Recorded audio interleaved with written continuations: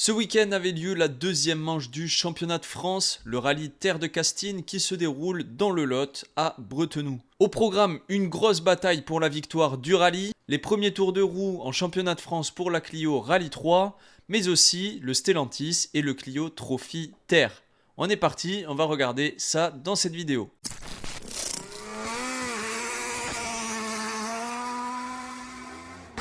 Bonjour à tous, j'espère que vous allez bien. On se retrouve aujourd'hui pour le débrief du rallye Terre de Castine. Mais avant que la vidéo commence, comme d'habitude, n'oubliez pas de liker et de vous abonner à la chaîne YouTube si le contenu vous plaît. Ça permet de me soutenir et à m'encourager à continuer mon travail. Donc voilà, n'hésitez pas les gars, c'est très important. Et on commence de suite ce résumé du Terre de Castine. On commence cette vidéo avec Florian Bernardi et Loïc Declercq qui étaient en pleine forme sur cette manche du Terre de Castine, avec une 5e place à l'arrivée au volant de leur Citroën C3 Rallye 2. Malheureux sur la première manche aux Terres d'Écosse avec des problèmes sur la voiture, il avait terminé 9e alors qu'on le voyait jouer aux avant-postes. Et effectivement, il le montre sur ce rallye Terre de Castine où il termine à la 5e place avec des gros passages mais surtout des chronos qui s'approchent de celui des leaders. Il était même placé à la 3e place mais une crevaison dans la première spéciale du dimanche lui fait perdre du temps. Très prometteur pour la suite et clairement un prétendant au podium pour les prochaines manches.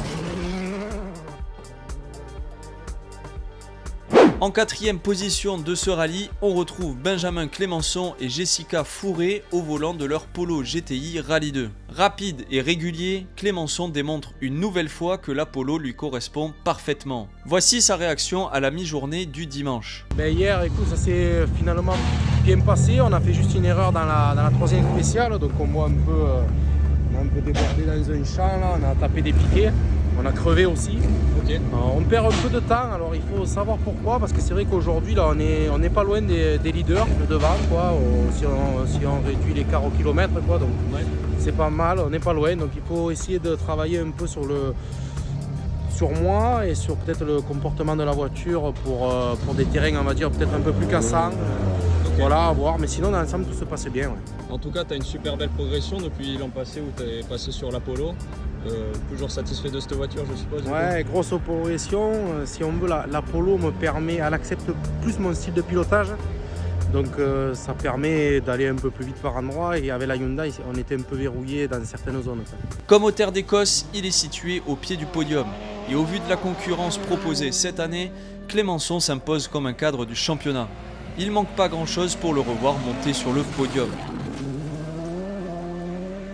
En 3e place, on retrouve Jean-Baptiste Franceschi et Lucibo qui ouvraient la route sur ce rallye des Castines. Et Franceschi aura eu un rallye difficile, avec un problème de transmission et une crevaison dans la spéciale 5. Il est relégué à la 5e place et à plus d'une minute du leader à la fin de la première journée. Le dimanche se déroule dans de bonnes conditions et il assure tout en signant des bons temps pour remonter sur le podium. Des gros points assurés pour le championnat. Et à noter que la série des 8 rallyes avec le nom de Franceschi sur la plus haute marche du podium s'arrête ici.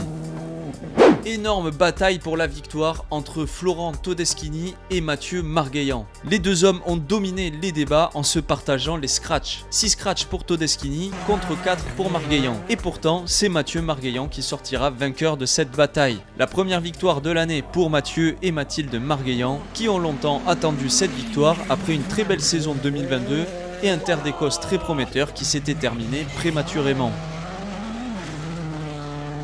Concernant Florent Todeschini et Florian Barral, les deux hommes peuvent être fiers de ce résultat. Ils ont très bien tenu malgré la pression sur les épaules d'une première victoire. Il fera quelques erreurs dans la journée du dimanche qui laissera filer la victoire pour Margueillan. Mais franchement, pour nous, spectateurs, honnêtement, quel régal parce que la concurrence est vraiment présente sur ce championnat de France des rallyes terre et on peut avoir un vainqueur différent clairement sur toutes les manches, hein, ça peut être possible. Parce qu'entre Franceschi, Todeschini qui est passé pas loin de sa première victoire là, Margueillan, Clémençon aussi qui a déjà gagné une manche de championnat de France, Durbeck aussi qui est très bon et qui malheureusement sur ce rallye a dû abandonner suite à une sortie de route. Donc voilà, honnêtement, très belle saison en perspective, les deux manches déjà nous ont bien régalé. J'ai hâte de voir la suite. Au classement général, cela nous donne un Franceschi toujours en tête du championnat avec 42 points, devant Florent Todeschini à 40 points. Clémençon est 3ème avec 30 points, devant le vainqueur Margueillan 4ème avec 27 points. Bernardi ferme le top 5 avec 20 points. Dans la catégorie Rallye 3, Quentin Ribaud et Mélissa Declercq s'imposent au volant de la nouvelle Clio Rallye 3, à la 7ème place Scratch devant un certain Emmanuel Gascou. Deuxième de la catégorie, Gascou et De Turckheim terminent eux à la 9ème place. Voici ses impressions au volant de la Clio qu'il découvrait. En tout cas la voiture c'est vraiment un produit qui est bien né. J'ai essayé juste jeudi un essai. D'accord. Et la voiture est arrivée tardivement, mais ça procure beaucoup de plaisir. Et surtout, c'est plus adapté à des gens qui ne roulent pas tout le temps parce qu'on est moins. La puissance est moins importante et on n'arrive plus à être à l'attaque tout le temps. Et du coup, le plaisir, hier sur le sec, en tout cas, on a eu beaucoup de plaisir. Aujourd'hui, on la découvre sur le mouillé. Ouais. Donc, c'est d'autres choses à découvrir. Mais on s'amuse beaucoup. Après, on était un peu en bagarre hier matin avec Quentin. Là, il a monté le niveau. Il est plus jeune, il va plus vite, un peu plus d'expérience. Donc voilà. Bon, en tout cas, tu t'es vachement adapté parce que quand même 8ème au scratch au milieu des R5 pour une première au volant de cette voiture. Déjà, elle marche fort et ça veut dire que tu te sens aussi à l'aise très rapidement avec cette voiture. C'est surtout que j'ai le sourire à la fin des spéciales et aujourd'hui, à mon âge, on fait du rallye que pour ça. Donc vraiment, je suis très très content de rouler avec cette voiture. Ça fait 2 Clio Rallye 3 dans le top 10. Autant vous dire que la voiture est très compétitive et entre de bonnes mains, elle s'impose haut la main face à certains pilotes Rallye 2. Bastien Bergoun et Alizé Potier complètent le podium de la catégorie et terminent 14e au général. Deuxième manche de la coupe Stellantis et Anthony Fotia et William Hannock s'imposent haut la main pour la deuxième fois de la saison après leur première victoire au rallye du Touquet. Écoute, ça va, on a bien roulé hier, il faisait beau, il y avait du grip, on a bien attaqué, on a fait un petit matelas d'avance de 50 secondes ce matin. La pluie s'est invitée cette nuit ce matin, donc on savait que ça allait être piégeux, on assure, on a cassé un amortisseur derrière, on perd un petit peu de temps mais il nous reste 44 secondes d'avance.